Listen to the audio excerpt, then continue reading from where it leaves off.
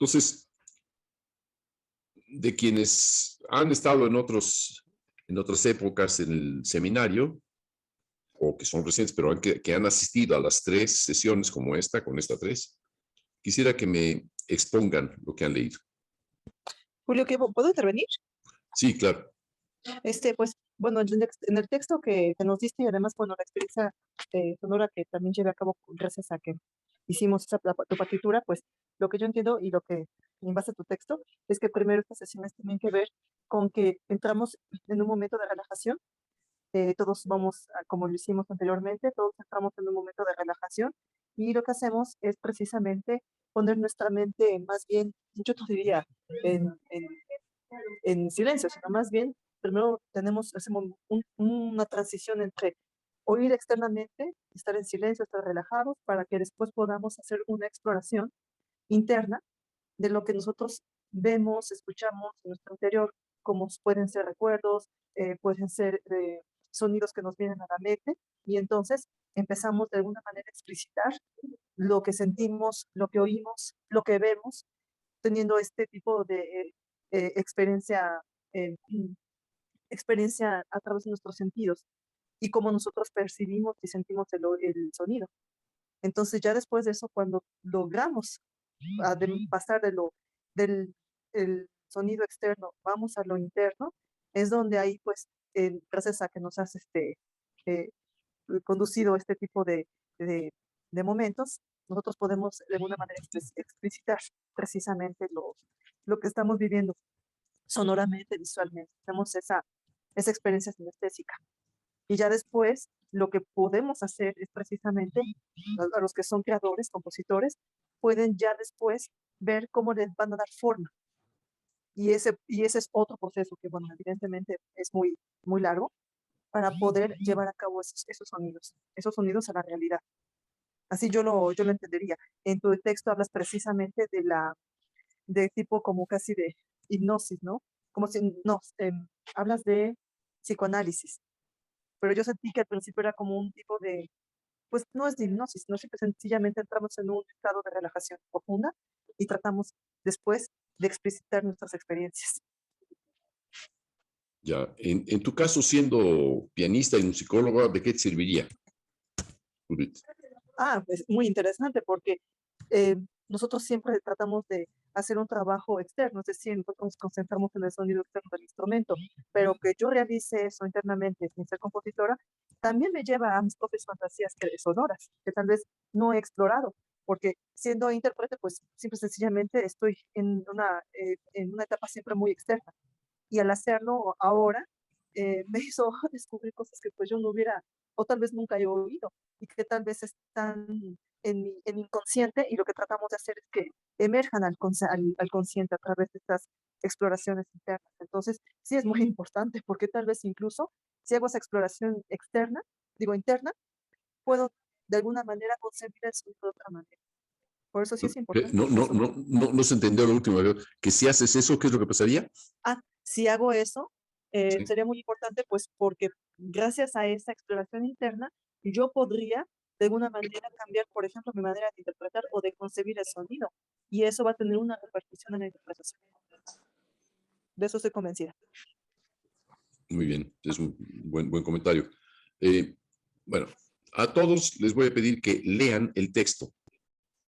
Bien, gracias, Judith. Me parece importante porque para una intérprete, que es tu caso, y también musicóloga, el saber cómo funciona la imaginación creativa es importante. Es decir, es algo que no se enseña. Me llama mucho la atención que una materia como esta no se enseña, que es algo de lo que no se habla, de lo que no se aborda, digamos, en ninguna clase, cuando la materia que nos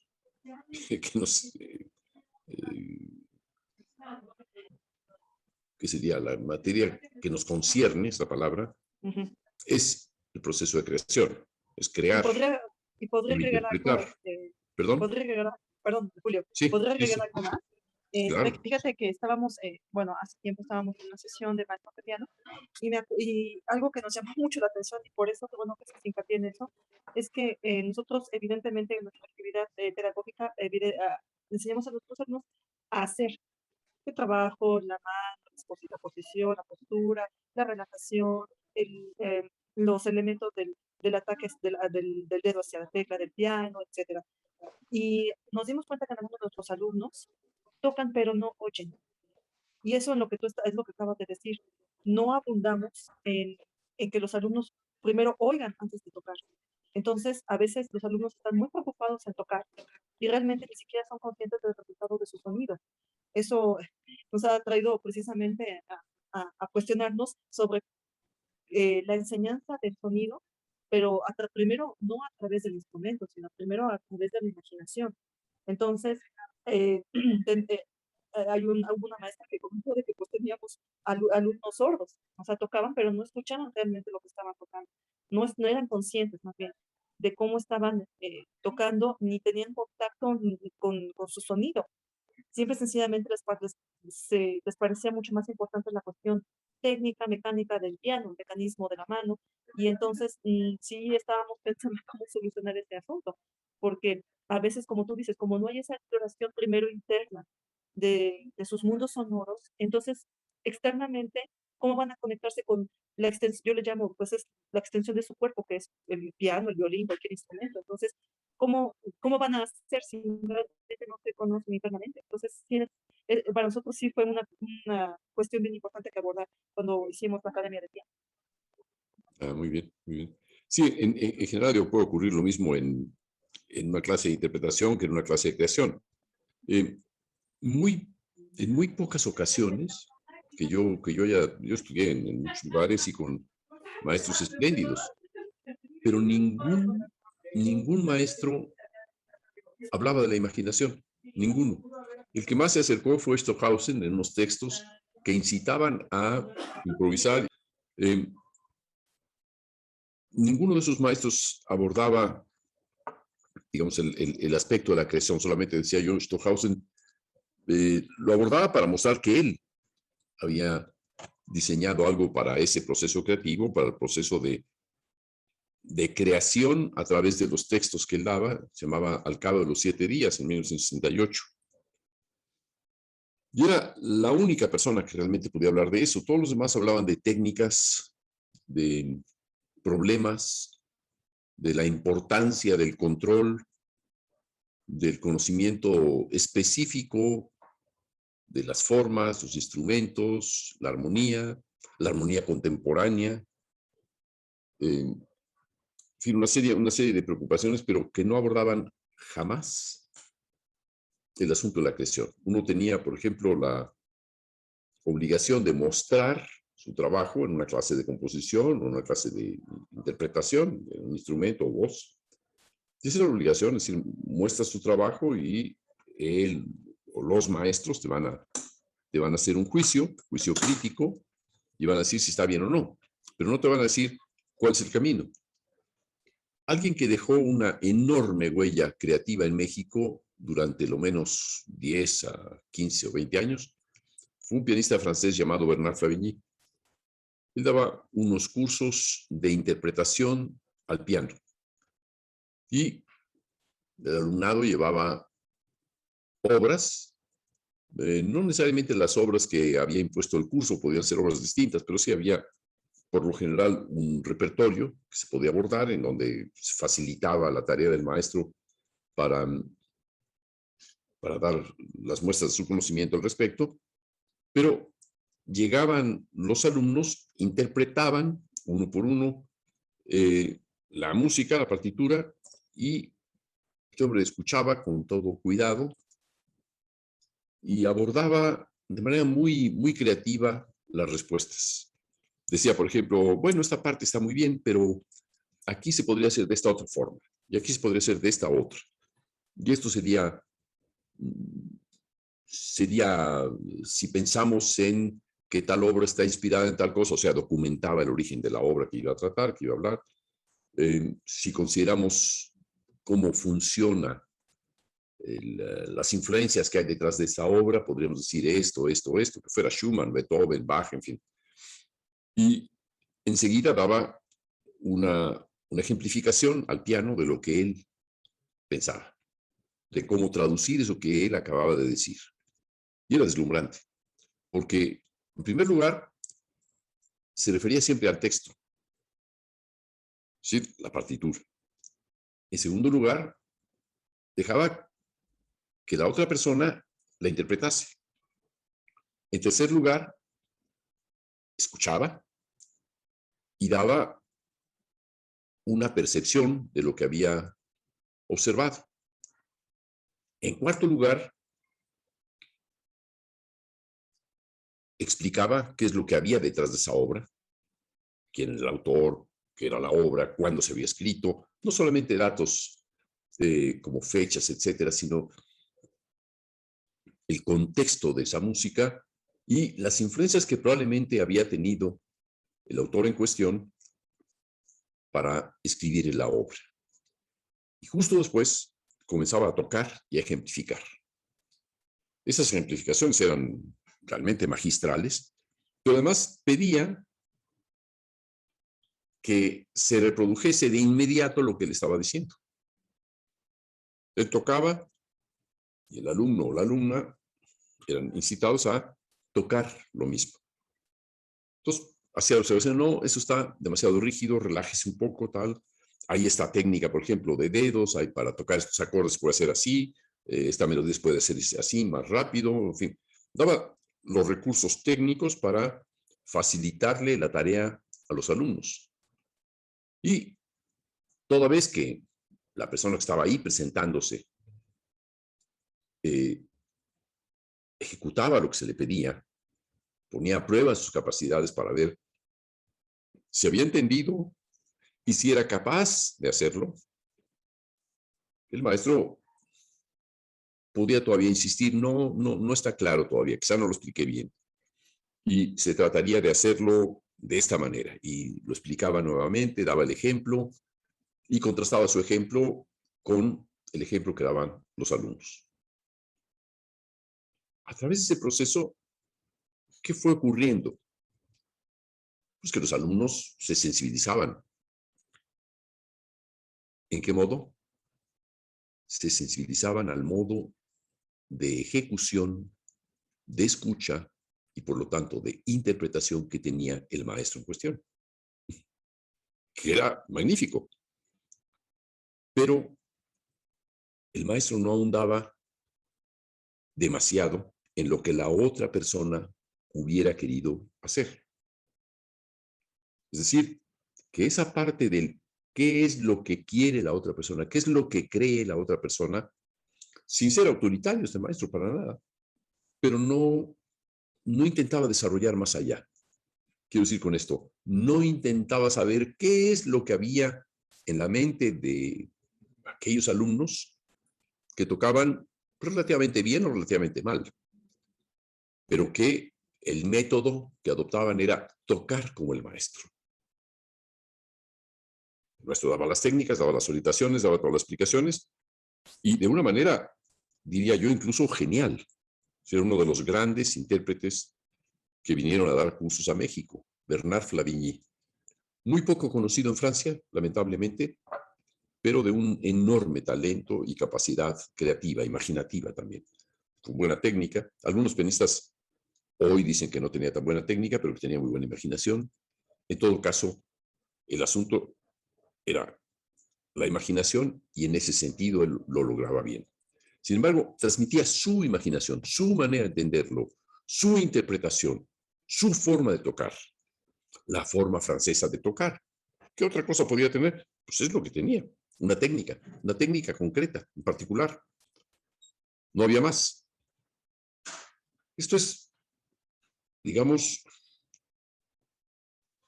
todavía, digamos, sería una versión lo más liberal posible, lo más abierta posible de el conocimiento tradicional. Pero no había, digamos, un enfoque para saber cuál era la intención de cada alumno. Podía tenerla, pero quizá la entendiese el maestro y captara cuál era esa intención, pero de eso no se hablaba. Se hablaba de si estaba logrado o no el proceso de transmisión de esa interpretación. Es mucho más fácil hablar de interpretación, porque ahí la obra está fija, es una partitura, todo el mundo puede referirse a ella de una manera clara, es un texto de referencia, o sea, se acabó. ¿Qué pasa con el proceso de creación? Es impredecible. ¿Qué hacen los maestros de interpretación? Pues orientar y ser liberales, en fin, si ustedes ven las masterclasses de tantos pianistas, Barenboim en la televisión, pueden ver, en fin, hay múltiples clases magistrales de estos grandes intérpretes, pueden ser violinistas, chelistas, pianistas, etcétera. Son muy útiles, pero todas están encaminadas a mostrar cuál es el método, cuál es la interpretación, cuál es el sentido que tiene en una cierta música la fórmula que ofrece cada uno de estos intérpretes. El proceso de crear es distinto. La mayoría de ustedes, si han asistido a una clase de composición, cual puede ser a veces muy estimulante y a veces puede ser terrible, observarán que los maestros en general tienen una autoridad muchísimo mayor todavía que un maestro de interpretación.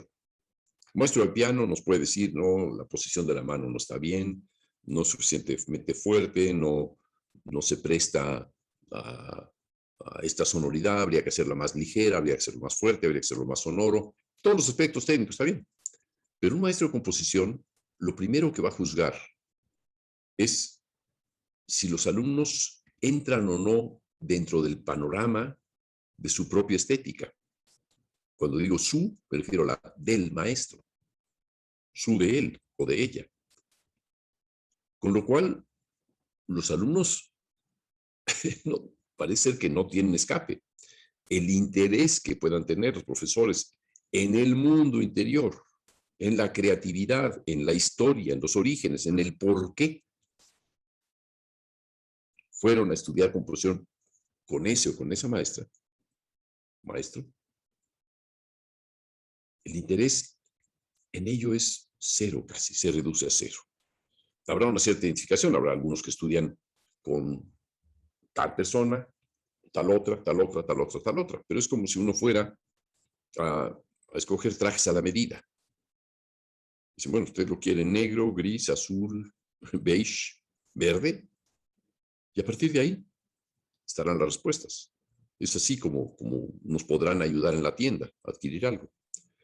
Puede ser parecido en una clase de composición, con la gran diferencia de que lo que están ofreciendo son soluciones creativas, soluciones filosóficas, es decir, estéticas, soluciones técnicas, soluciones históricas, soluciones musicológicas, soluciones teóricas.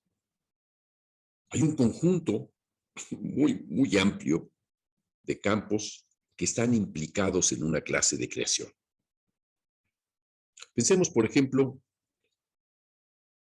en alguien que estudia pintura o que estudia artes visuales, para llamarlo de una manera más abierta. Esa persona llega a su clase y la pregunta que les hace el maestro es, ¿qué han hecho? O muestren su trabajo o pónganse a realizar su trabajo aquí y ahora. Y lo vemos, yo voy observando cómo van avanzando cada uno de ustedes y a través de ello pues, me daré cuenta de hacia dónde van, hacia dónde se dirigen, con qué herramientas cuentan, qué ideas tienen, qué imaginaciones tienen, en fin, es muy directo. Pero insisto, en música, y eso lo decía la vez anterior, la comunicación se hace mediante un código. No podemos decir en clase, quiero este tipo de sonido, llegar y tocarlo. El maestro va a decir, bueno, ¿y eso qué quieres decir? El maestro dirá, pues si tocas tal acorde al piano, o si quieres tal acorde en la orquesta, pues no se puede porque estos instrumentos tienen tales y cuales límites y no nos alcanzarían, no nos ayudarían. ¿Qué más diría? Pues esto que estás haciendo coincide o no con mi estética. Es decir, que la estética del profesor aunque no lo diga, lo va a manifestar de alguna forma. Es decir, pues esto es demasiado aventurado, esto es demasiado tradicional, esto es feo, esto no suena bien. ¿Cómo sabe el maestro que algo es feo, que es aventurado, que suena bien o que suena mal? ¿Cómo lo sabe? ¿Cuál es su juicio? ¿En qué se basa? No tiene que explicar demasiado. No se requiere dar una explicación. Son juicios. Son juicios de valor que afectan directamente a quien tiene el interés de crear. Y está en las manos y en el pensamiento, en la interpretación, en la percepción, el entendimiento, la sensibilidad, la creatividad de los profesores, si esta persona acierta o no en la dirección que ha tomado.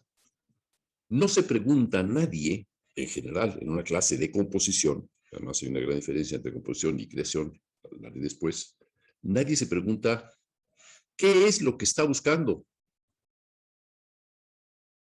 el otro o la otra. ¿Qué busca? ¿Por qué hizo ese acorde? ¿Por qué escribió ese acorde? ¿Por qué hizo esa instrumentación? ¿Por qué escribe de esa manera?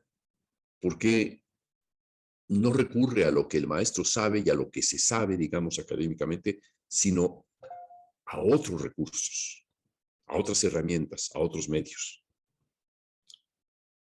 ¿Qué ocurre ahí? Que el profesor en cuestión se ve casi en la obligación de exigir que coincidan con su propia estética, con su propia línea, con lo que sabe. Y que aquello que no sabe, pues lo consideren por el momento no abordable. Profesor muy honesto podría decir, le recomiendo que vaya usted a la clase de al lado, o que se salga de esta escuela, no va a encontrar a nadie, váyase a otro país, a ver si encuentra a alguien.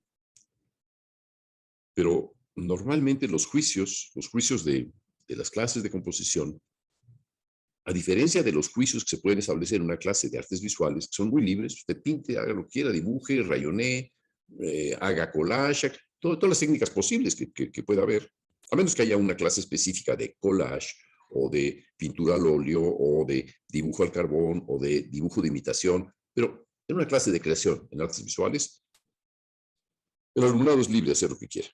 Incluso puede hacer escultura metida con pintura, en fin, lo que sea. En música no tanto. Es decir, no solo no tanto, sino que por ahí no va la cosa. Hay que hablar en el código escrito de todos los músicos, o de la mayoría de los músicos, y además acertar a hacerlo dentro del código conocido por el profesor. Salirse de ese código es estar a la deriva. Es meterse en un océano de inquietudes permanentes. ¿Cómo va a salir adelante esa persona que no coincide con la idea de belleza, con la idea de creatividad, con la idea de música, con la idea de conocimiento, con la idea de técnicas, con la idea que quieren ustedes de oído que puedan tener los otros? ¿Cómo hacer frente a eso?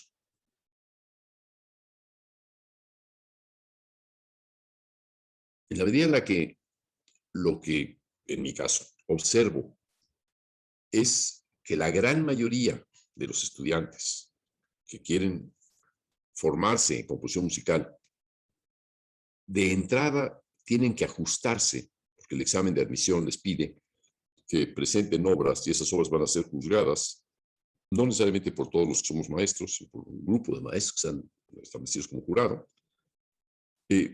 Los estudiantes tendrán que, digamos, que someterse a ese proceso, que coincidir con ese proceso y darse cuenta de que si no coinciden con ese proceso, pues no va a ser muy fructífero el resultado, que no va a haber, digamos, una buena sintonía. La cuestión es entonces acoplarse al conocimiento, a la estética, a la tendencia que tengan los maestros. ¿Por qué? Porque los maestros de composición, por lo general, conocen su propia técnica, pero no necesariamente abren su clase al conocimiento de todas las otras técnicas posibles, o al menos de una mayoría de técnicas posibles. Quiero decir con esto que dichos maestros, en vez de mostrar una enorme apertura, lo que muestran es, pues, un callejón sin salida. No tiene que coincidir con ellos para salir bien librado. O, en caso de que sean maestros liberales, decir, bueno, sí, no coincido con tus gustos, no me gusta lo que estás haciendo aquí, pero bueno, entiendo que eres una persona que más o menos entiendes lo que yo digo y por lo tanto podemos dialogar.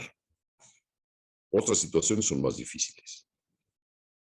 No coincido con esa concepción de la pedagogía de la creación musical. ¿Cómo hacer para evitar que las técnicas, las estéticas, las metodologías, el código, intervengan a tal punto que no nos enteramos de quiénes tenemos enfrente, de quiénes son aquellos que se acercaron a nuestra clase? ¿Cómo hacemos? ¿Les vamos a dar nuestra técnica de creación? ¿Les vamos a dar solamente nuestras metodologías? ¿Vamos a enfocarnos en que la otra persona o las otras personas solamente conozcan lo que nosotros conocemos? ¿No podríamos sugerírselo en libros? Lean algunos libros, se adentren en un conocimiento más autónomo, se formen de manera más autodidacta, que visiten más las bibliotecas, que escuchen toda la música que puedan, que comparen la música de una cultura con la de otra, que comparen la música de una época con la de otra, la de un autor con la de otro, con las músicas populares o tradicionales de cualquier época. ¿Qué podemos hacer para que la otra persona tenga la mayor libertad posible? Esa es una forma. Explora por tu cuenta todo el conocimiento. Y lo digo desde ahora. Grábense esa idea. Grábense esa idea porque no hay maestro, por liberal que sea, que tenga todos los conocimientos. No lo hay. Sería utópico pensarlo. Lo que sí yo recomendaría es no comenzar la enseñanza de la composición por medio de ninguna técnica, de ningunos principios y de ningún código. Para ello, tengo que exponer la diferencia entre componer y crear. Es una diferencia fundamental. ¿Qué quiere decir componer? Componer quiere decir recurrir a algún sistema. El sistema puede ser muy antiguo, medio moderno, moderno, extremadamente moderno, pero es un conjunto de decisiones tomadas por otros y que vamos a adoptar como propias, o al menos como una prueba para ver si funcionamos con ello. Esa prueba no necesariamente nos deja comparar entre varias técnicas, no nos contrasta, pero mucho menos no nos deja ver quiénes somos. Por ejemplo, una clase de composición puede dedicarse al análisis de la música de Ligeti. Estoy seguro que muchos de los alumnos dirían, ¡ay, qué bien! ¡Qué fortuna! Por fin, en la música contemporánea o moderna, o en fin, la que había en el siglo XX, Ligeti murió ya hace un buen rato, alguien que entiende la música. Y se sentirán, digamos, seguros de ser guiados en la dirección de Ligeti. Pero ¿bastaría eso? ¿No sería mejor que si nos gusta tanto Ligeti, exploremos qué es lo que nos gusta de Ligeti? ¿Qué es lo que nos llama la atención? ¿Qué es lo que respetamos? ¿Qué es lo que quisiéramos? ¿Por qué coincidimos? ¿En qué coincidimos? Analizarlo a fondo. ¿Cómo? Mediante una clase de análisis. Las clases de análisis musical se dedican a confirmarnos que Bach era tonal y hacía fugas, que Beethoven era tonal, hacía sonatas, que Ligeti era relativamente tonal y hacía música para orquesta, por ejemplo, y que le interesaba sonoridades nubosas vinculadas a las sonoridades tradicionales, tonales o atonales. ¿Nos bastaría eso? ¿Como orquesta Ligeti? ¿Bastaría con eso? Con eso tenemos ya lo que en el fondo sería la receta. ¿O no sería preferible que en vez de seguir una clase de composición, el aprendizaje de un conjunto de recetas útiles para componer, pero inútiles para resolver problemas sumamente subjetivos, individuales e intransferibles? ¿No sería mejor que en vez de estudiar la composición como el conjunto de métodos que significan a un sistema dado o a un conjunto de sistemas dados que son afines, ¿no sería mejor que en vez de estudiar eso nos adentrásemos en saber qué es lo que queremos? ¿Qué fue lo que nos hizo tomar la decisión de inscribirnos en un conservatorio, en una escuela de música, en una facultad, en un instituto, etcétera? ¿No sería eso más informativo hacia nosotros? Es decir, en vez de que se nos diera información de fuera, ¿no sería preferible que esa información la diésemos nosotros desde dentro? Pudiéramos averiguar más qué es lo que queremos o que creemos querer. Si nos ubicamos positivamente en esa segunda pregunta, yo diría que estamos cambiando de el enfoque de la composición, que es un enfoque académico, respetuoso de los sistemas ya existentes y respetuoso de cualquier sistema existente, que nos cambiemos hacia un enfoque que nos va a decir que nos sometamos nosotros mismos, uno por uno, de la manera más individual posible, a explorar qué es lo que nos interesa, a indagar qué es lo que queremos. Pero ¿cómo es posible indagar algo que queremos si somos unos principiantes? ¿No les suena totalmente absurda como pregunta? ¿Cómo voy a saber si yo no sé? Si lo supiera, no estaría estudiando música.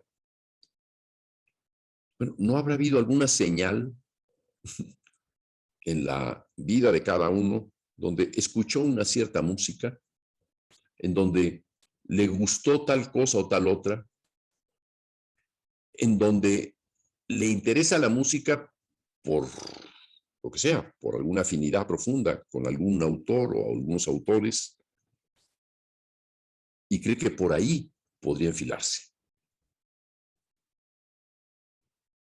Pero todavía estaríamos pensando en que vamos a seguir las directrices que nos ha fijado aquel autor, que estamos a expensas de lo que aquellos autores que nos interesan nos transmiten, de modo tal que debemos de asimilarlo, hasta cierto punto copiarlo, y hasta cierto punto identificarnos con algo que nos convenga.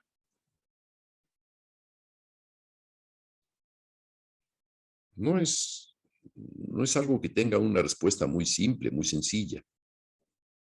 ¿Cómo hacer para no entrar en el terreno del conocimiento previo al conocimiento de nuestras propias intenciones?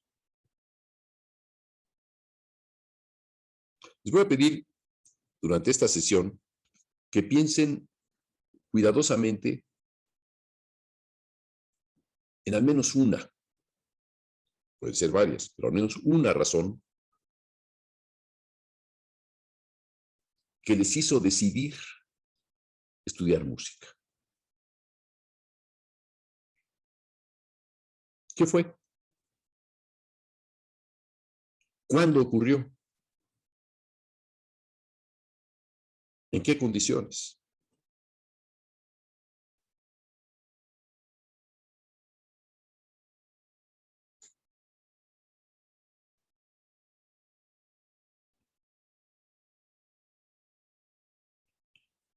Intenten resolver esas cuestiones y piensen si tienen algo que ver con su presencia en este seminario. Si su respuesta es que en realidad lo que les gustaría conocer son técnicas nuevas, métodos nuevos, incluso el de la imaginación, yo diría que están pescando algunas directrices. Que la clase de la Cremus tiene ideas nuevas, interesantes, no necesariamente son las que quieres, todas las que necesitarías, pero está bien darse una vuelta por ahí y conocer qué es lo que se puede sacar de ahí en claro y hasta dónde puede sernos útil. Perfectamente bien. Yo estoy abierto a que entren y salgan. No hay ningún problema. Es más, venir, pues solamente quienes están inscritos se requiere que pasen algún examen al final, o que yo juzgue o evalúe lo que han avanzado, la participación que han tenido, la asistencia que han tenido, etcétera, y pueda rendir, digamos, un informe sobre, a través de una calificación, sobre el nivel de adquisición del conocimiento que han tenido.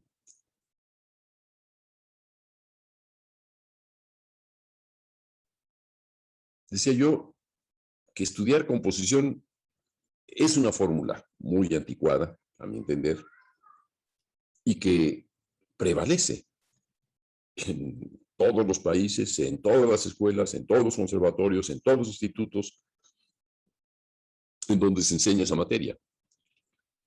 Pero estudiar la creación musical, el proceso de creación musical, no parece ser un tema de importancia.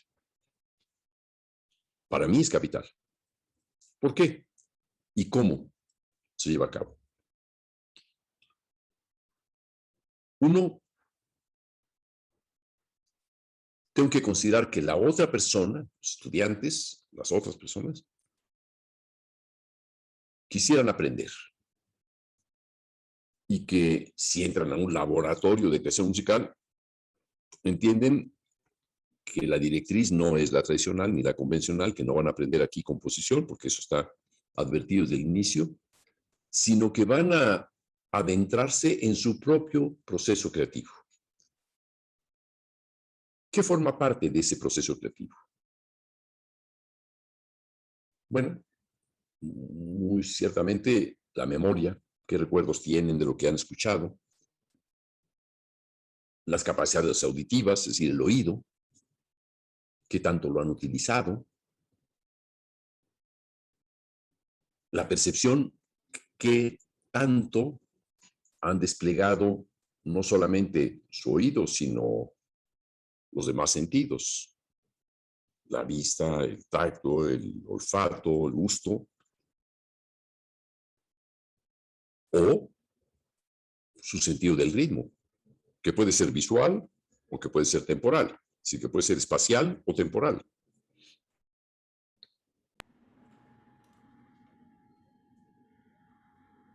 ¿Qué tanto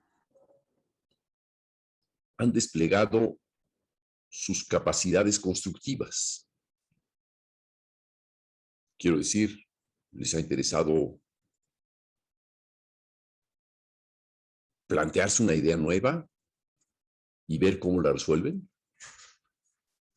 crear un instrumento, analizar cómo está hecho un instrumento, explorar con su propia voz, oírse,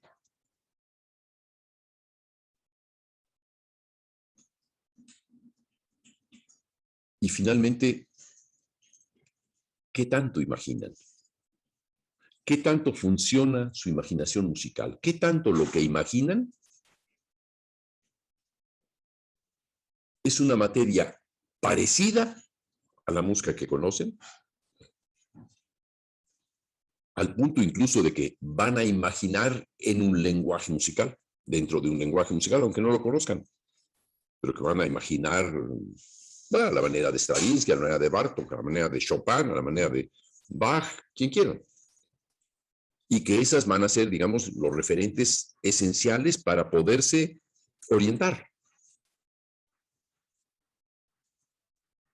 O, y aquí estaría yo hablando de esta imaginación que está relacionada con la memoria, es decir, la memoria que tiene musical de otros autores o de otro tipo de música, o van a dejar el espacio libre y el tiempo libre a su imaginación para ver para dónde van, qué dice, qué pide, sin ponerle trabas, ninguna traba, sin miedo.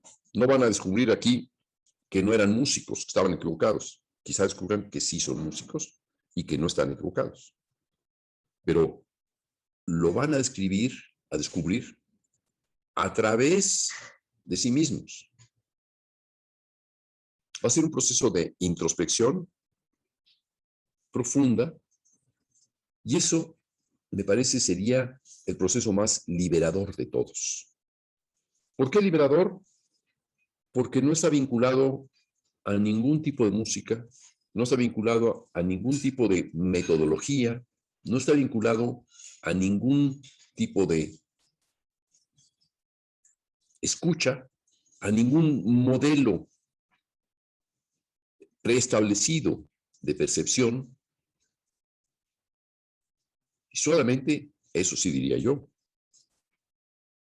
vinculados a un modelo para entrar en contacto con la propia imaginación, que es de lo que se trata este seminario.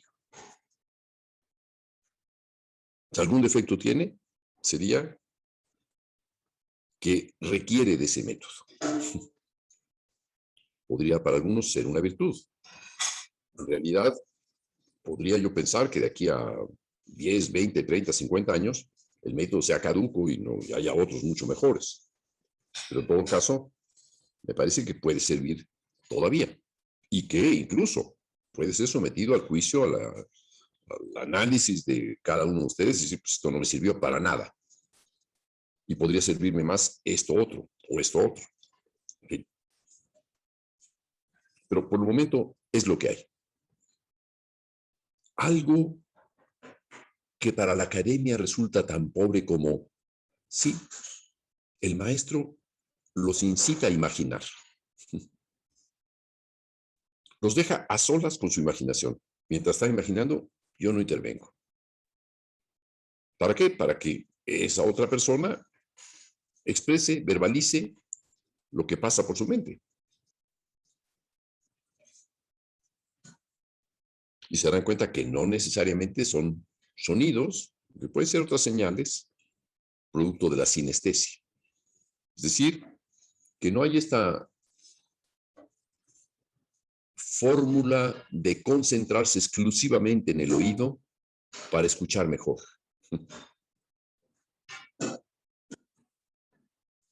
Sino al revés, de ayudarle al oído, que tiene múltiples limitaciones, a escuchar gracias a lo que los demás sentidos le pueden informar. La sesión anterior hablaba yo de que había sonidos brillantes u opacos, lo cual está relacionado con la vista, dulces o amargos, entre otras cosas, incluso salados si quieren, agrios, ácidos, lo cual está relacionado con el gusto.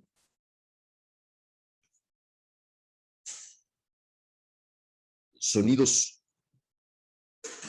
ligeros o pesados, lo cual podría estar relacionado con el tacto o con alguna sensación de gravedad, o sonidos lisos, rasposos, alguien dijo rugosos, lo cual está relacionado con el tacto. Si ustedes consideran que esos estímulos pueden ser útiles para que aquello que han fantaseado, sin necesariamente haber escuchado sonidos, sino solamente haber tenido percepciones abierto, en un terreno abierto, imaginar. Si ustedes coinciden con eso, con ese método, entonces probablemente les pueda servir este seminario. No voy a dar ninguna fórmula a nadie de qué es lo que va a hacer con eso. Fórmula. Yo diría, es un proceso en que alguien fantasea, se le escucha, es acompañado por los demás compañeros o lo hace a solas en su propia casa, en el ambiente en que quiera. Y después de eso, lo único que podemos hacer es, más vale escribirlo para que no se nos olvide, tenerlo claro e intentar de inmediato convertirlo en algo que se escuche, en algo que se mueva a través del ritmo y del sonido. De inmediato. ¿Por qué de inmediato? Porque es como vamos a poder evaluar qué tan cerca estamos de aquello que acabamos justamente de percibir. O sea, no estaría yo pidiendo todavía que anoten con alturas, o con instrumentos, o con ritmos, o con armonías. No, estaría pidiendo nada de eso. Estaría pidiendo tan solo que simplemente con su voz, tuvimos un seminario el antepasado sobre la voz, el uso de la voz, el recurso de la voz, como parte más informativa del proceso creativo y del proceso exploratorio del oído, que con el uso de la propia voz sean capaces de describir y también descubrir qué significa o a qué equivale aquello que han, a lo mejor, palpado en sueños. En esta ensoñación, no diría que estarían dormidos, sino están ensoñando, es una especie de sueño despierto. ¿Con qué asocian quizá un color o una forma? O una luz o una oscuridad. ¿Con qué lo pueden asociar? En algo que suene. Y verán que hay algo que funciona de manera prioritaria en este proceso y es la capacidad de percibir y convertir lo que se ha percibido. De convertirlo en algo equivalente a lo auditivo, si nos concentramos en lo auditivo. O equivalente a un movimiento dancístico, o equivalente a un trazo pictórico, o equivalente a un espacio arquitectónico, o equivalente a un sentido dramático, no he hablado de ello, un sentido emotivo, dramático, afectivo, de acuerdo con lo que han percibido. Es ahí hacia donde quiero enfocar este seminario. Una exposición bastante amplia hasta el momento. Quisiera preguntar si tienen alguna pregunta concreta sobre lo que he hablado, o varias preguntas concretas.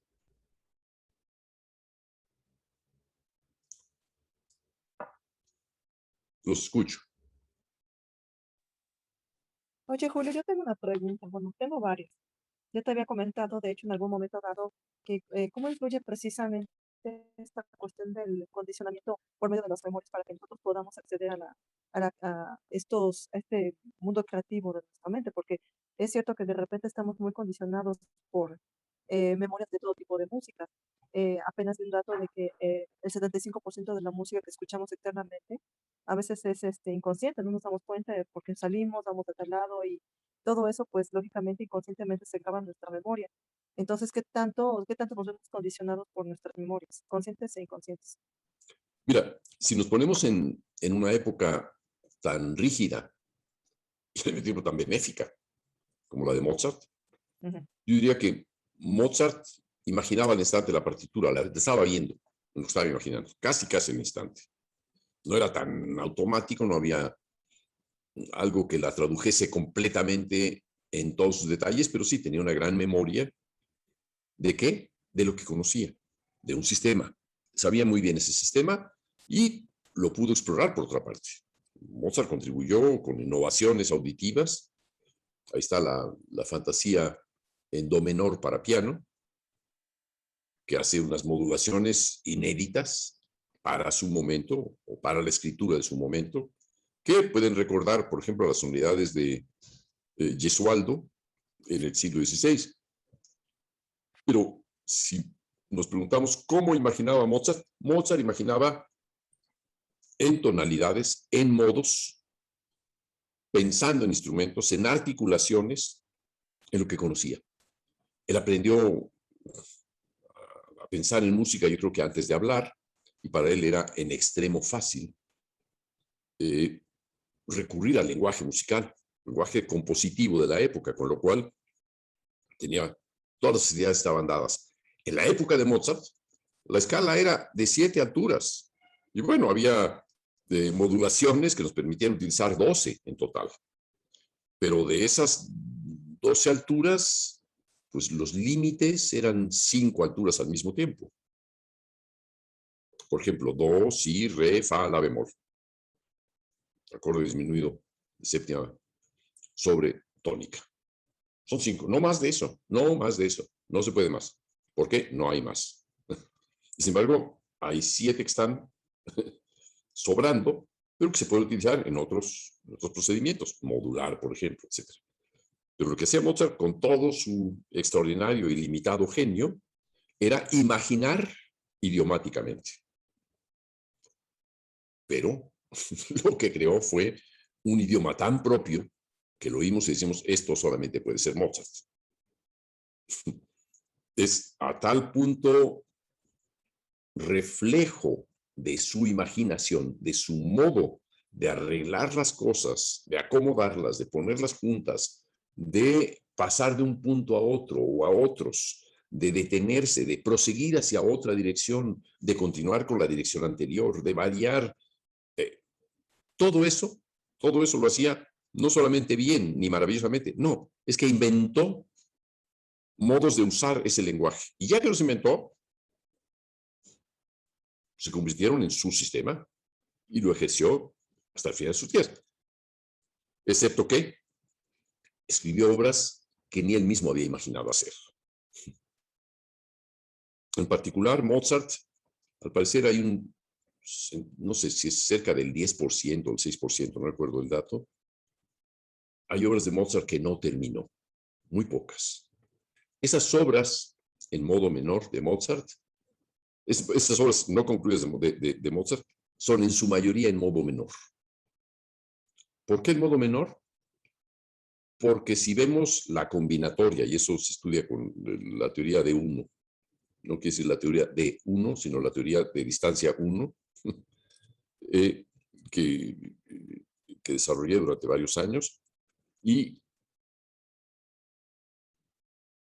que nos muestra que la escala diatónica sola, es decir, la tonalidad mayor, no llega a rebasar más de, creo que 60 posibilidades. Tiene 60 agrupaciones distintas posibles. Pero el modo menor, que era también conocido por Bach, y era conocido por Händel y por muchos otros autores previos a Mozart, el modo menor permite hasta 140 posibilidades distintas, arreglos. Ese modo menor transformó la música europea, definitivamente.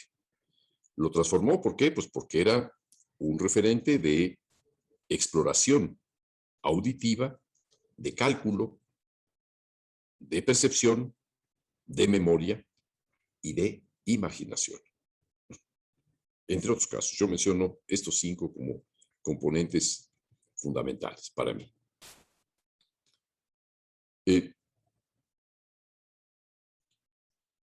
¿Cómo inventa Igor Stravinsky la conservación de la primavera? Eso me parece más cercano a nosotros. ¿Cómo es posible que a alguien se le haya ocurrido la consagración de la primavera, una cosa que no hay antecedentes? Bueno, los antecedentes eran Rimsky-Korsakov, pero un antecedente así de fuerte, así de abierto, así de inusitado, de inédito, No lo había. Esa parte todavía constituye una enorme incógnita. ¿Cómo se imagina la consagración de la primavera? ¿Cómo se le hace? No es la melodía del fagot, son los acordes que están debajo de esa melodía. O son las articulaciones rítmicas.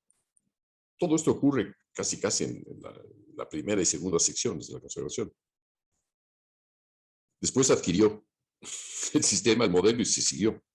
Pero después de eso ya no hizo nada mucho más avanzado. Fue un enorme sacrificio, y no en vano se llama el rito de la primavera, ¿no? Y es el sacrificio de los adolescentes, sí, un sacrificio de Stravinsky adolescente que tuvo que explorar hasta donde pudo e inventar algo que no había existido. Ahí hay una pregunta importante. ¿Cómo se hace eso? ¿Cómo se logra eso que no existía? Porque ahí nos está dando señales, bueno, Mozart nos está dando. Y nos dice, así imagino yo. Schubert también. Schubert, escuchen a Schubert con todo cuidado, las canciones, incluso los cuartetos, y se darán cuenta que Schubert comienza en Haydn, sigue a Mozart, etcétera, Beethoven, ¿tal? Continúa, casi anuncia a Schumann, a Brahms, y posteriormente igual a Bartók o a Stravinsky o a Wagner, desde luego. ¿Cómo es posible? ¿Cómo ocurre eso? ¿Cómo ocurre eso que alguien que solamente conocía un sistema haya podido explorarlo tan lejos? ¿Mediante la combinatoria o mediante algo más que la combinatoria? Yo acabo de decir que modo menor y modo mayor tienen esas diferencias. Pero ¿hay algo más? Sí, sí hay algo más. Es una imaginación y es emoción también. Es lo que está guiándolo. La emoción, el afecto, la imaginación son los factores que podemos decir son solo de Schubert. Son lo que nos define a Schubert. No nos define a Schubert el piano, ni que use la voz. No. Lo que nos define a Schubert es el modo en que lo usa. Esa manera única, especial, creativa, imaginativa, perceptiva. Entonces, lo que estoy hablando es de algo que ocurrió en el pasado. ¿Cómo imagina Ligeti? Es bastante impresionante porque este señor venía de un país en el que estaban limitadas las libertades artísticas, existían prohibiciones de utilizar cierto tipo de combinaciones armónicas en música, por ejemplo. Y el señor se exiló, fue a trabajar al estudio de música electrónica donde estaba Stockhausen en Colonia, escuchó algo nuevo, escuchó los espectros armónicos que producían estos instrumentales nuevos, electrónicos, exploró algunos de ellos, quiso hacer 2 obras o más quizá, las escuchó y no le satisfacían, se fue a Suecia a dar clase al Colegio Real o la Escuela Real, el Conservatorio Real de Estocolmo, y todos los alumnos querían aprender dodecafonismo. Entonces dijo, no les voy a enseñar dodecafonismo, les voy a enseñar plastilina, usar plastilina. No les voy a dar ninguna clase de dodecafonismo, les voy a pedir que sean creativos. Escuchen la primera obra de Ligeti, que es música ricercata, música buscada, que comienza con 2 sonidos y termina con 11. No quiere utilizar uno solo, pero tampoco quiere utilizar 12. Les recomiendo que lo escuchen. Ligeti, música ricercata. Quizá ya lo han escuchado y habrán descubierto la creatividad que hay en ella. ¿Cómo hizo? No tenía la técnica. Las técnicas que tenía no eran siquiera las de Bartók. Bartók había muerto cuando llegaron Kurtag y Ligeti al Conservatorio de Música de Budapest. Le tocó estudiar con un maestro llamado Farkas, que es famoso porque fue el maestro de Ligeti, pero no creo que se haya sido famoso por nada más. Así, Ligeti de pronto se le ocurre una idea que se le había ocurrido a Xenakis, que era escuchar música de masas. Un gran espectro de sonidos sonando al mismo tiempo, no necesariamente consonantes. Ligeti, que tenía una formación tradicional, escoge ciertas sonoridades para crear enormes clústeres en donde aparecen sonoridades más bien tonales, superpuestas unas con otras, se van disolviendo, etcétera, pero con lo que está jugando es con el sonido como si fuera luz, como si fuera una escenografía. Voy a iluminar esta parte y ahora que entra, voy a iluminar esta otra y ahora lo disuelvo y ahora aparece esta otra y así. Parecería que su concepción de la música fue más visual que auditiva. ¿Qué puedo decir de Xenakis? Xenakis era un compositor muy tradicional, griego, muy influido por Bartók. Y la obra clave para entenderlo es Metástasis. Todos los músicos, en conjunto creo que son 80 músicos, parten de una altura fija, un sol, y las cuerdas básicamente comienzan a deslizar su altura gradualmente. Ninguna de ellas coincide con otra, son totalmente individuales unas de otras, y crean un enorme espectro cromático que parecería ser el objetivo. No, el objetivo no era crear ese acorde final, sino era partir de un punto y dispersarlo como un abanico inmenso. Imaginen un abanico que le van a abrir y que deja todos los puntos posibles de ese abanico, todas las tabletas. Es un abanico lleno de 60 partes, 60 tabletas, u 80. ¿Cuál es el descubrimiento? Eso, ir de un punto a 80 distintos. ¿Y cómo? El descubrimiento está en ir del modo en el que Béla Bartók había utilizado sus cuartetos, en algunos cuartetos, que era deslizar el sonido sin recurrir a la escala. Es decir,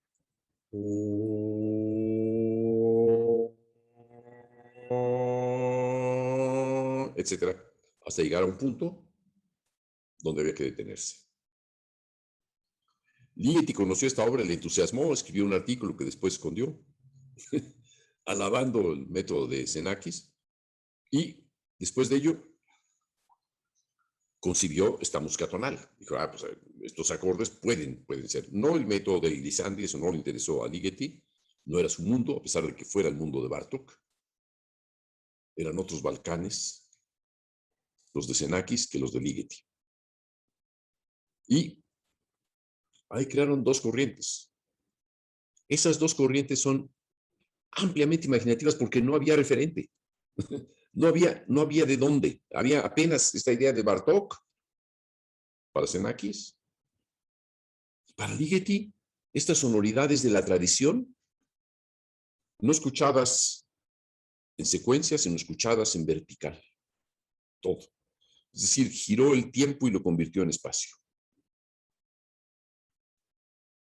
Una gran novedad.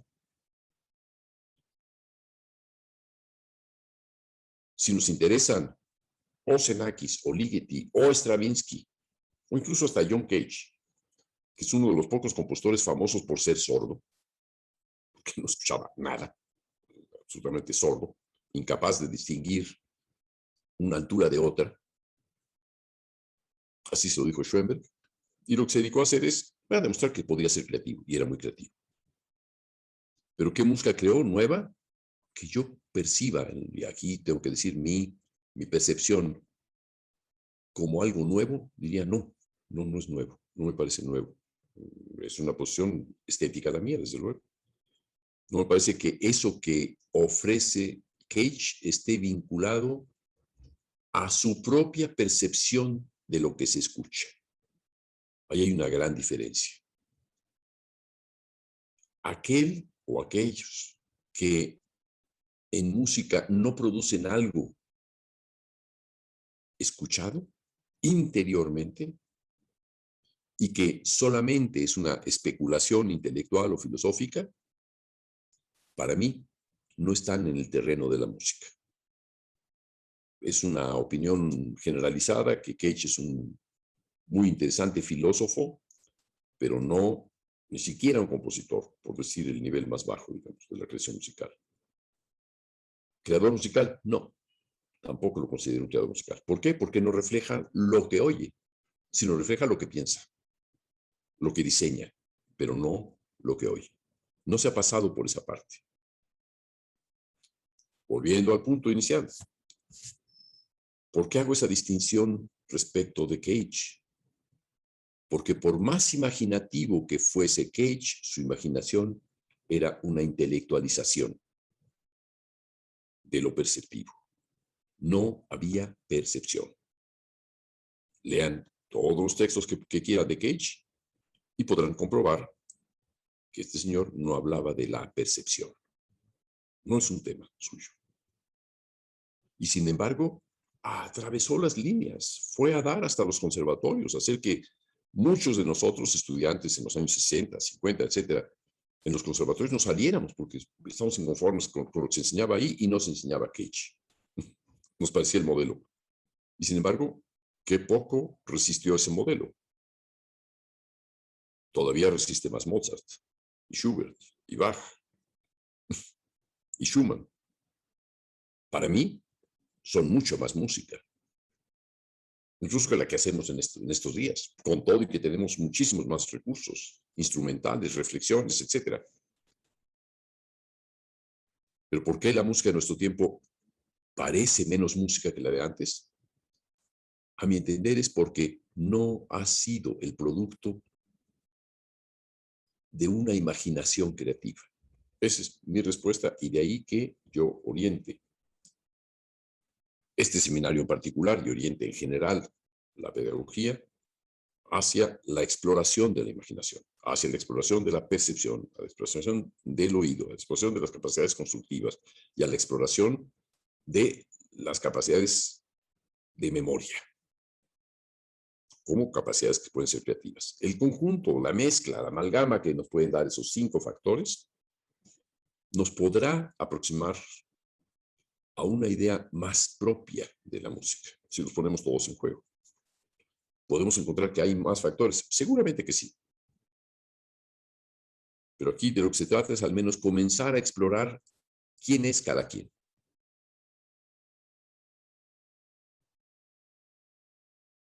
Bien. Antes de hacer un pequeño intervalo, ¿hay alguna pregunta respecto a lo que acabo de decir, de todo lo que vengo diciendo desde hace hora y media?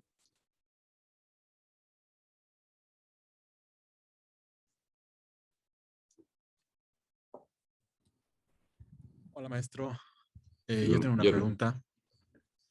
Esto de la percepción tiene que ver un poco con, o sea, con percibir el sonido, imaginar el sonido, dejar llevar dejar soltarse, dejar los sistemas y lo que ha estado explicando. Quería preguntarle si tiene alguna opinión sobre cómo percibe uno la propia imaginación, porque siento a veces que lo que uno imagina está una vez como una película, uno lo ve y tal cual uno escucha, digamos, música o ve algo, percibe su propia imaginación de una manera, con una subjetividad y con un pasado, así decirlo. Entonces, no sé si usted tiene algún comentario sobre ese detalle de tener cuidado incluso de percibir nuestra propia imaginación con conceptos o cómo percibir nuestra propia imaginación. No sé si se me entiende. No, sí, sí lo entiendo, claro que sí. ¿Qué entiendes tú por percibir tu imaginación? ¿Ver imágenes? ¿Es visual? No, no necesariamente, ¿Puedes pero escribirlo? siento que como percibo, lo percibo con todo el cuerpo, con todos los sentidos, para empezar. Pero alguna vez siento que ese percibir, como usted dice, tal vez hay que trabajar un poco, o por lo menos ¿Tiene en mi algo, caso, perdona, Guillermo, ¿tiene algo tu pantalla que emite una pantalla blanca de pronto? A lo mejor es algo que estás haciendo. no, es mi cámara, está medio mal. Si quiere Ah, paro pero dejó la... de hacerlo desde el momento, desde ahorita ya no lo hace. Ahí está, acaba de hacer. Sí, es medio caprichosa, no se te tiene. Ah, Sí, aparo bueno, mi cámara.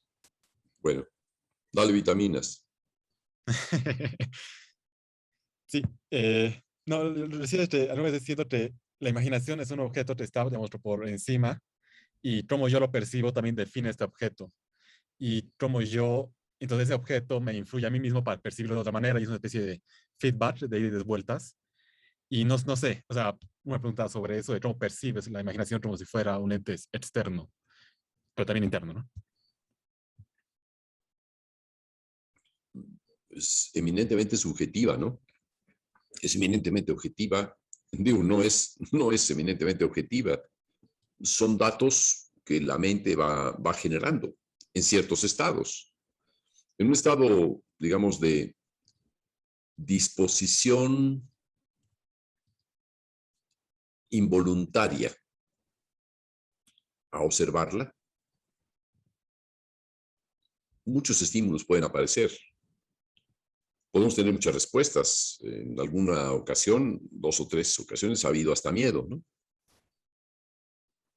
De sentirse amenazado por lo que uno está imaginando, o por el estado mismo de estar imaginando, ¿no? Es tan inusual o que resulta inusitado. Yo no puedo decir mucho cómo es la imaginación de cada quien, solamente cada quien puede decirlo. Puede revelarnos incluso que hay ciertas imaginaciones más visuales o táctiles, olfativas o gustativas o auditivas, o abstractas o concretas. Sí, hay gente que imagina, no sé, objetos luminosos o árboles, animales, lugares inexistentes o existentes. Eso depende de cada quien. Y esa es la gran ventaja que tiene, que nos revela aquello que es más particular en cada quien. Aquello que podría incluso ayudarnos a distinguirse por lo que imagina, o a distinguir lo que cada quien imagina, nos va a ayudar a saber en qué podemos trabajar. Probablemente de una imaginación a otra inventemos cosas distintas, sí, pero la repetición consecutiva, el ejercicio consecutivo de la imaginación en cada persona nos va a aportar muchos datos. En particular, a quien está imaginando. Y el imaginar en compañía, aquí virtualmente, de sus colegas y en compañía de un profesor, que es el caso, quizá nos ilustre sobre lo distinta que es nuestra imaginación de la de otras personas. De la afinidad quizá que tengamos con la imaginación de alguien más.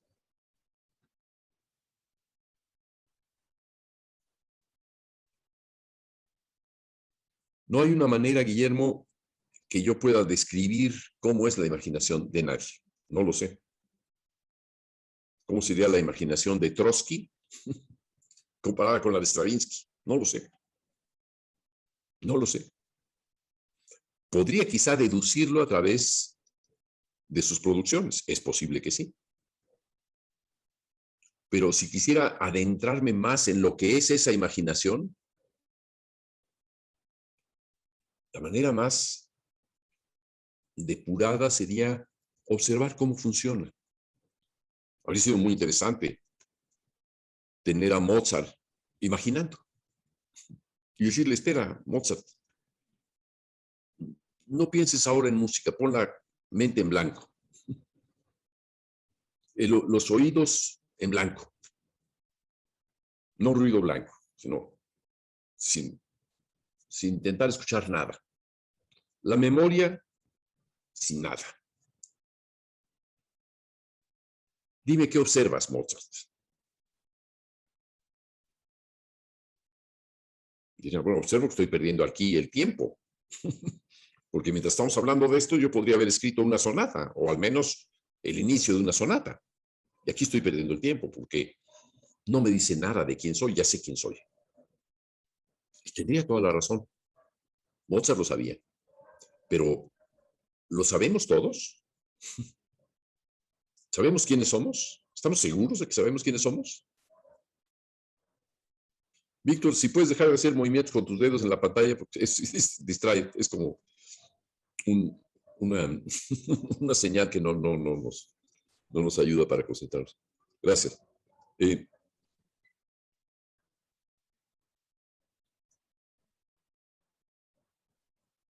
Si a través de estas experiencias no nos damos cuenta para nada de lo que buscamos, de lo que queremos, no nos habrán servido. Decimos, chao Julio, lo siento mucho, conmigo te equivocaste. Y a mí me interesará saber en qué me equivoqué. ¿En dónde estuvo el problema? Porque me ayudará, digamos, desde el punto de vista científico, del método, de entender qué es lo que no sirvió. Y, de ser posible, qué es lo que sí sirvió. Para cada quien. Hasta ahí llego. Y una vez que cada quien descubre señales de su propia creatividad, de su propia imaginación, de sus propias tendencias creativas, bueno, entonces se encuentra con que tiene un problema en las manos, ¿no? En el oído, en la mente. Se va a encontrar esa persona con un nuevo problema que no había contemplado. Ah, caray, ¿y ahora cómo hago para convertir eso que acabo de imaginar en música? Sí, ya lo puedo cantar, pero ¿y ahora cómo lo escribo? Ahí viene el problema. ¿Cómo escribo eso que ya imaginé? Me gustó, pero ahora ¿cómo le hago? Ahora tenemos un problema nuevo, novedoso, interesante. ¿Cómo convertir nuestra imaginación en una realidad? ¿Cómo darle peso a esa imaginación desde el punto de vista artístico? Si nos sentimos incapaces de ello, bueno, quizá yo pueda ser de utilidad.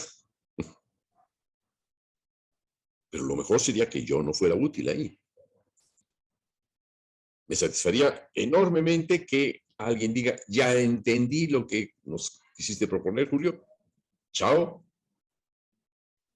Quédate hablando solo. Yo ya entendí. Ya me voy de aquí, voy a otra cosa. Ya lo entendí y lo puedo usar, o no me interesa usarlo, o lo voy a usar limitadamente, etcétera. Pues alguien lo entendió y lo usó. Está bien.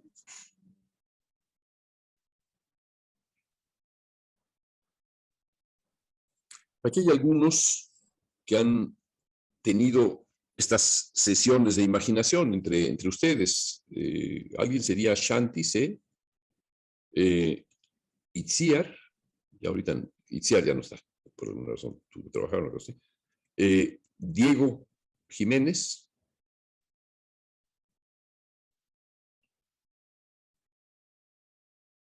Hasta ahí. Shanti, ¿podrías explicar lo que tú has experimentado y después que nos hable Diego? Cualquiera de los dos puede comenzar, el que prefiera.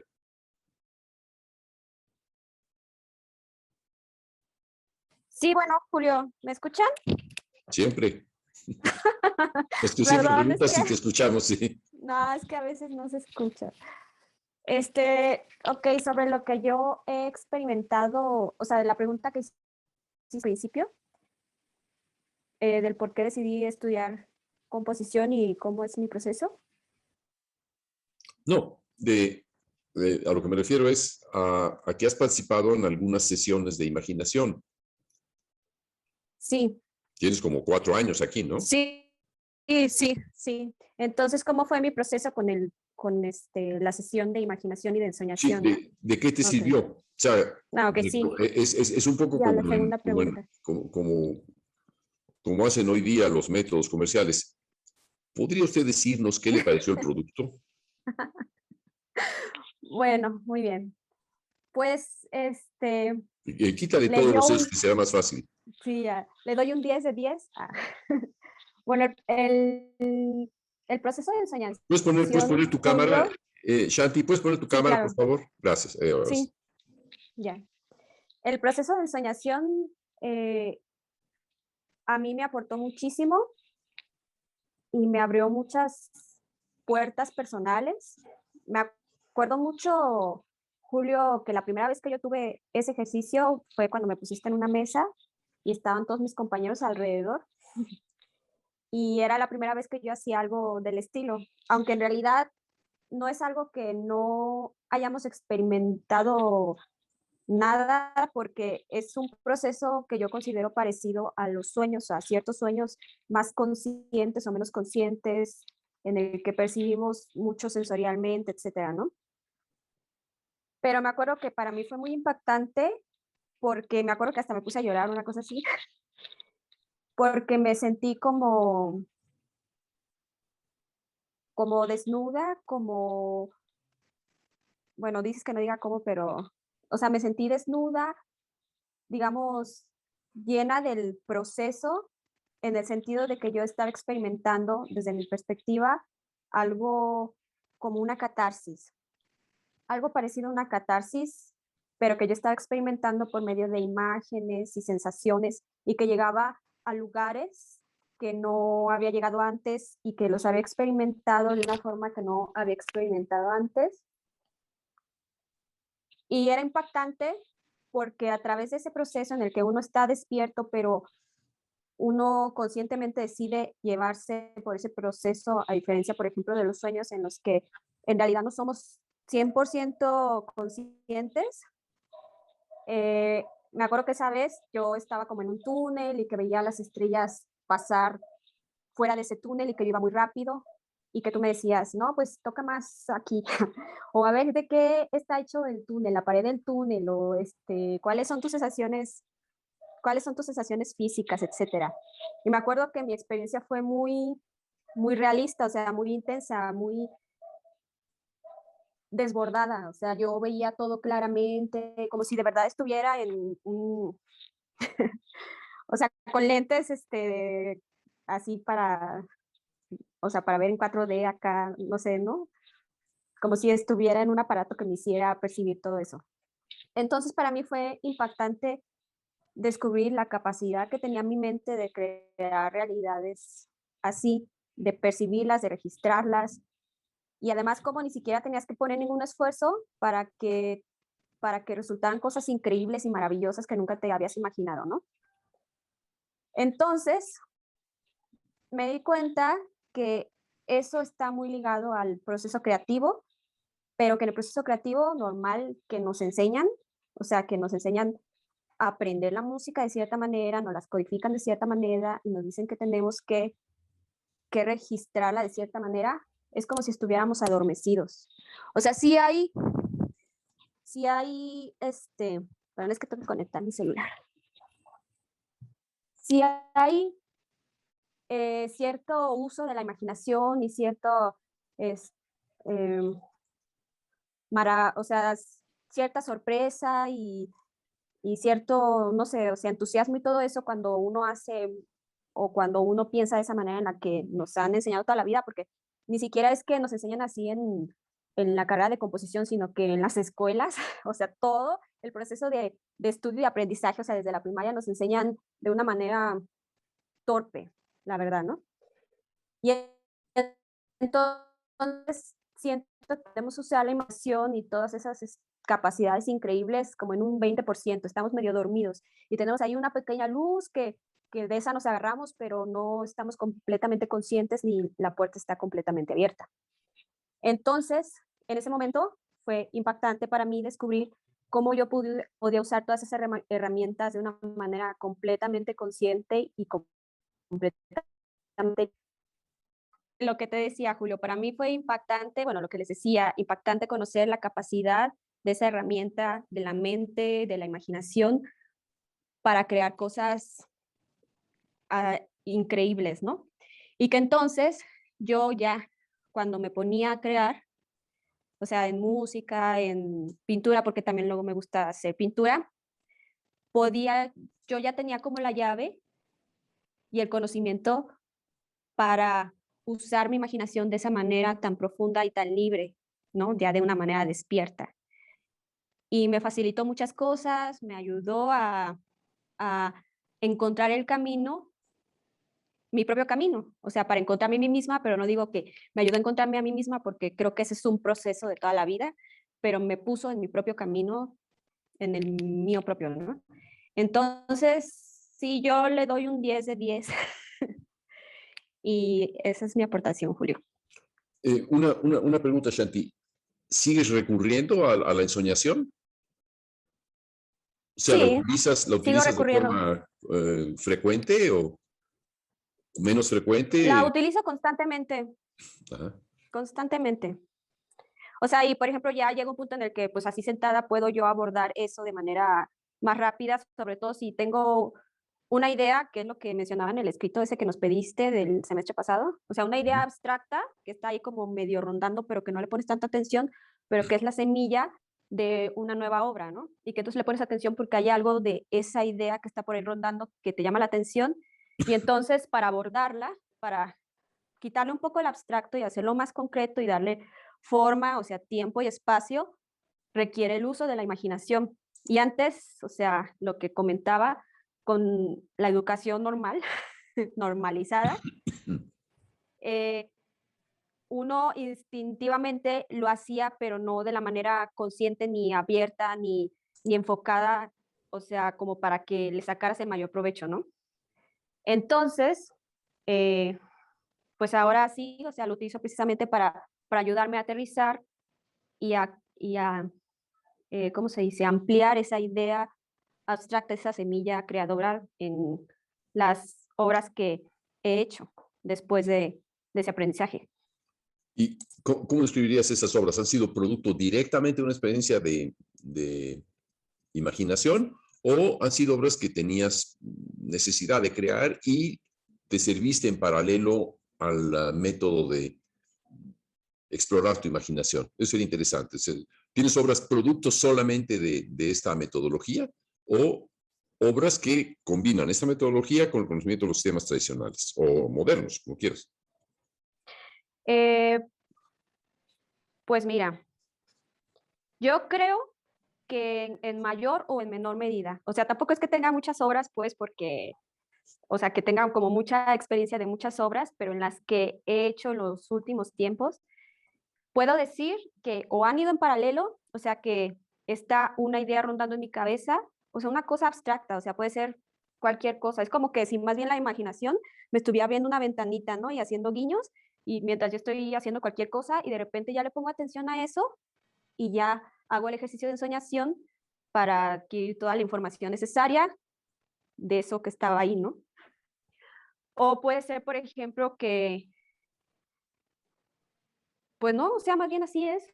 No lo encuentro otra forma. Puede ser, por ejemplo, que hay una, la que hicimos así en el concierto de hace unos años con la Cremus, en el que tuve yo una ensoñación en clase y entonces yo les dije a mis compañeros qué sonidos hacer y qué transmitir así con lo que ellos estaban haciendo para recrear esa ensoñación. Esa fue la única vez que ha sido la ensoñación tal cual, sin nada antes.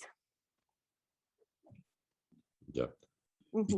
qué valor le das a estos productos? O sea, a los que han sido solamente la ensoñación y a los que han sido ya escritos, producto de la influencia de la ensoñación en tu proceso. O sea, ah, ¿crees que podrías haber llegado a escribir o a pensar la música o a escuchar la música de esa manera siguiendo alguna metodología tradicional?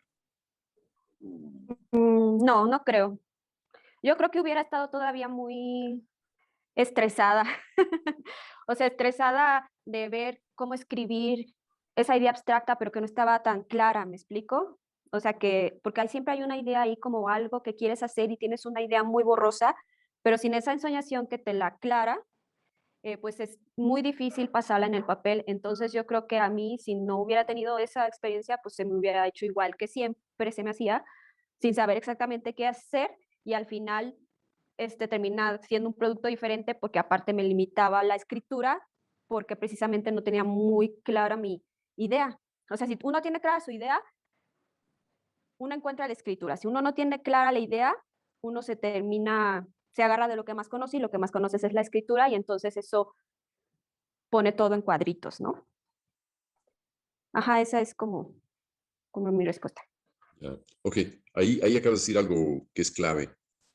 Crear a partir de la escritura o crear a partir de la imaginación. Son dos modalidades. Quien crea a partir de la escritura tiene cierta prisa en obtener resultado. Quiere resolverlo, pues, con ayuda de procedimientos externos, como sería la escritura. Es decir, que quiere adquirirlo, quiere procesarlo mediante la memoria que tiene, mediante el cálculo que el sistema ha hecho para problemas similares, y no está utilizando ni el oído, ni la percepción, ni la imaginación, ni tampoco cálculos propios, ¿no? Ni una intervención de su propia memoria que defienda mejor cuáles son los detalles de aquello que ha imaginado, ¿no? Eso sería, digamos, el contraste, ¿no? Muy bien. Exacto, exacto. Bueno, ok, bueno. Bueno, pues muchas gracias, Eunice, o Shanti. ¿Recuerdan que les pedí al inicio de la sesión? Sí, Julio, O sea, que recordemos por qué queríamos estar en la música o por qué entramos a la música. eso. Ok, entonces, les voy a pedir que expongan en breve cada uno de ustedes. Por favor, ya que fuiste la primera que respondió, Judith, si crees que puede responder ahora. Ay, es complejo, pero no, sí, me acuerdo muy bien. Lo que pasa es que yo estaba en la escuela primaria y teníamos a una maestra que le gustaba organizar rondallas, entonces ella empezó a, no solamente a que tocáramos, por ejemplo, instrumentos como la armónica, como la flauta, como el pandero, sino que quería que aprendiéramos el sistema musical. Entonces, cuando empezó a enseñar de una manera muy lúdica, fue muy interesante. A mí atrajo muchísimo mi atención, entró mucha curiosidad por saber qué era eso. Entonces tocábamos, nos divertíamos mucho en la rondalla, tenemos hasta nuestros trajes. Y después de eso, recuerdo que de ahí pasé al conservatorio, entonces fue como una transición muy traumática, la verdad, porque yo me divertía más en la rondalla, ¿no? De vaya jugando, pues la maestra tenía métodos de aprendizaje súper padres y era muy divertido y de repente entré a una manera muy formalizada de la música, entonces ahí pues se perdió un poco el encanto. Así es como yo recuerdo haber iniciado la música. Sobre todo me llevaba mucho el sonido de las percusiones que nos llevaba la maestra. Fue muy, fue descubrir algo que me interesaba y siempre me llamaba mucho la atención, el sonido, el timbre. En esa época no lo sabía, pero era el hecho de escuchar esos instrumentos y poder tocarlos. Eso me acuerdo mucho. El hecho de tocarlos y que producían sonidos que para mí no tenían ningún sentido, pero me gustaba, me agradaba al oído. Ya. Entonces podríamos decir que fue la satisfacción o incluso el asombro, Sí, maravillamiento de una experiencia en la que podías hacer cosas que no habías hecho nunca antes, ¿no? Descubrimiento. sí, Muy sí, bien. así fue. Ok, muy bien, Judith. Gracias. Sí. Esteban Flores, ¿Me acércate al permite? micrófono, como siempre. Si me permite, ¿puede mi cámara?